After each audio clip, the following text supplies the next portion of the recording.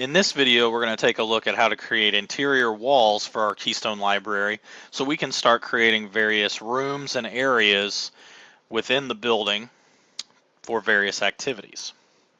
Within this project, I'm going to go ahead and move to level 1, and just for demonstration purposes, I'm going to focus on one section of the building, which will be probably in this bottom left-hand corner, and I'm going to look at sectioning off this 24-foot by 30-foot space for possibly a children's reading area or even a computer lab or whatever this may be.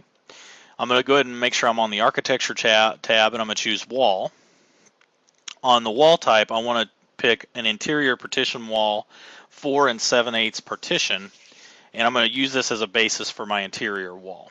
So I'm going to go ahead and choose this type, choose edit type, and then I'm going to go ahead and duplicate, and I want to go ahead and call this interior wall. I'm going to go ahead and edit the structure. We do want to go through and keep, in this scenario, gypsum wallboard on each side of the metal stud layer.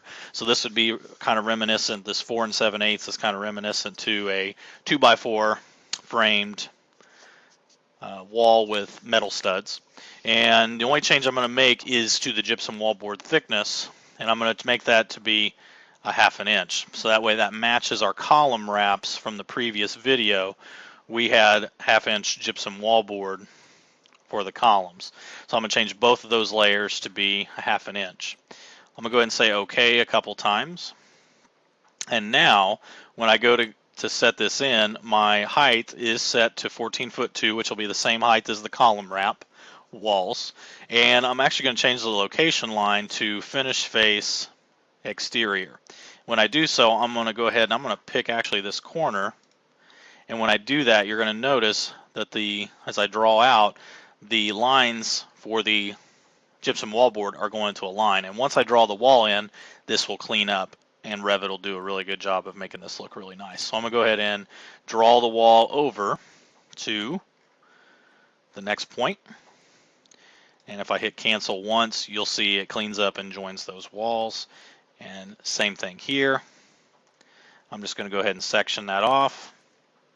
And now I'm going to have some walls in a room to where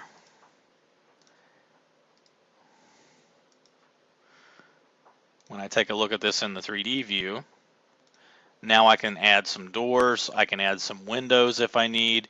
In the subsequent video, I'm going to show you how to create some other kind of like view windows, or what they call curtain walls, or like a curtain window. And so you can always add those types of elements in. Those are windows that don't open up. They're not like residential windows. So this is going to be the type of room that we would set. As far as this goes, this is going to be the same process as we go throughout the building. You would end up using that interior wall and start sectioning off different areas for some of the required spaces that are noted on the design constraints. So from here on out, you can kind of decide, be creative with how the building's going to be designed, and the interior walls will allow you to go through and determine what kind of spaces you'll have.